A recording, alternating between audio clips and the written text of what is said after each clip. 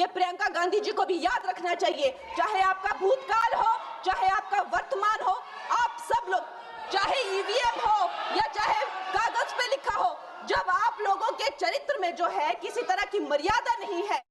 मैं तो नहीं हूं, जनता की प्रतिनिधि हूं, कलाकार तो नहीं हूं। इसीलिए मैं भी सदन के सामने कुछ तथ्य रखना चाहती हूं, लेकिन सिर्फ तथ्य के रूप में रखना चाहती हूं।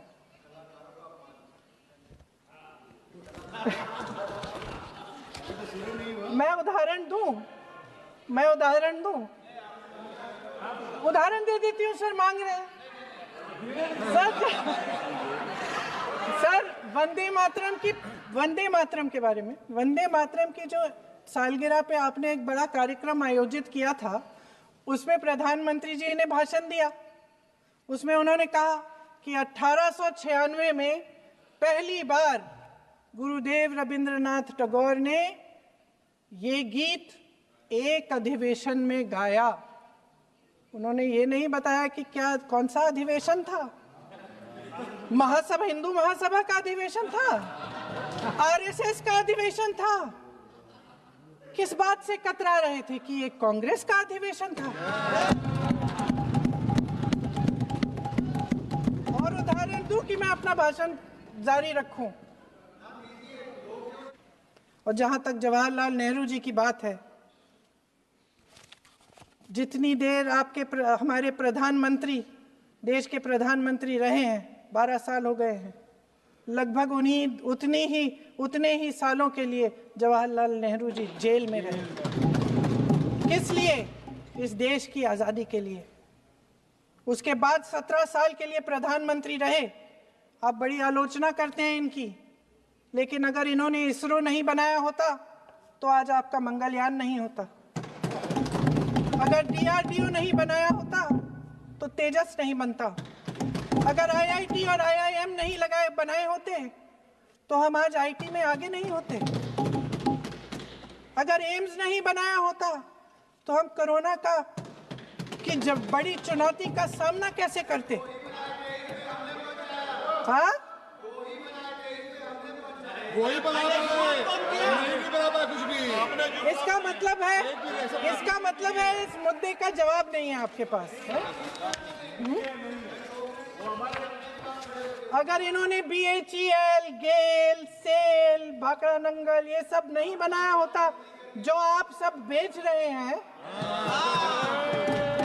तो ये विकसित भारत कैसे बनता? और मत कहिए बाकी। पंडित जवाहरलाल नेहरू इस देश के लिए जिए। सुन लीजिए, बेच लो यार, बाकी भी बेच देंगे। पंडित जवाहरलाल नेहरू इस देश के लिए जिए और देश की सेवा करते करते उन्होंने दम तोड़ा। फिर भी सुन लीजिए, मेरी एक सलाह ले लीजिए। सर, मैं आपके माध्यम से सलाह दे रहे हैं। छोड़ना नहीं। सर, मैं आपके माध्यम से एक सलाह दे देती हूँ। हमारे प्रधानमंत्री महोदय 12 सालों से इस सदन में हैं, मैं मात्र 12 महीनों से हूँ। फिर भी छोटी सी सलाह है। उन्होंने अभी हाल ही में चुनाव था, कुछ महीनों पहले उन्होंने एक सूची निकाली थी कि विपक्षी दलों ने और विपक्ष के नेताओं ने कितने अपमान किए हैं इनके, और उसमें शायद 90-99 ऐसे उन्होंने अपमानों की सूची बनाई थी। तो मैं उनको एक छोटी सलाह देना चाहती हूँ कि नेहरू जी से जितनी भी शिकायतें हैं, जितनी भी गलतियां उन्होंने की आपके जहन में, जितनी भी गालियां देनी है, जितना भी अपमान करना है, उसकी भी एक सूची बना दीजिए। नहीं, बात खत्म नहीं है। 999 अपमान, 9999 अपमान, सूची बना दीजिए।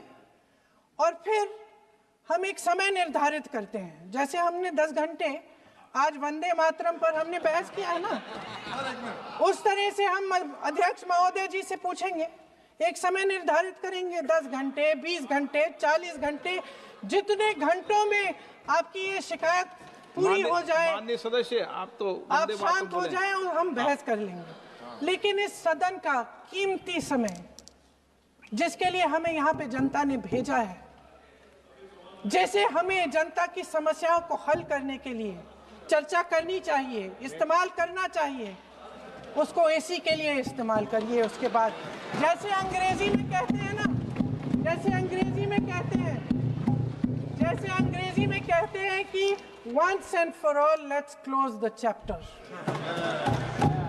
क्लोज कर लीजिए, देश सुन लेगा क्या क्या शिकायतें हैं, किसने क्या किया, इंदिरा जी ने क्या किया, राजीव जी ने क्या किया, परिवारवाद क्या होता है, नेहरू जी ने कौन सी गलतियां की, सुना लीजिए, फिर खत्म। उसके बाद बेरोजगारी, महंगाई, महिलाओं की समस्याएं, जो पीएमओ में हो रहा है उसकी बातें, उसकी चर्चा, जो बैटिंग ऐप के बारे में हो रहा है पीएमओ के अंदर, आप सदस्य प्लीज, जो एफस्टीन फाइलों में आपके मंत्री महोदय के नाम निकल आए हैं, माननीय उसकी चर्चा सदस्य प्लीज, करेंगे। आप वंदे मातरम में बोले।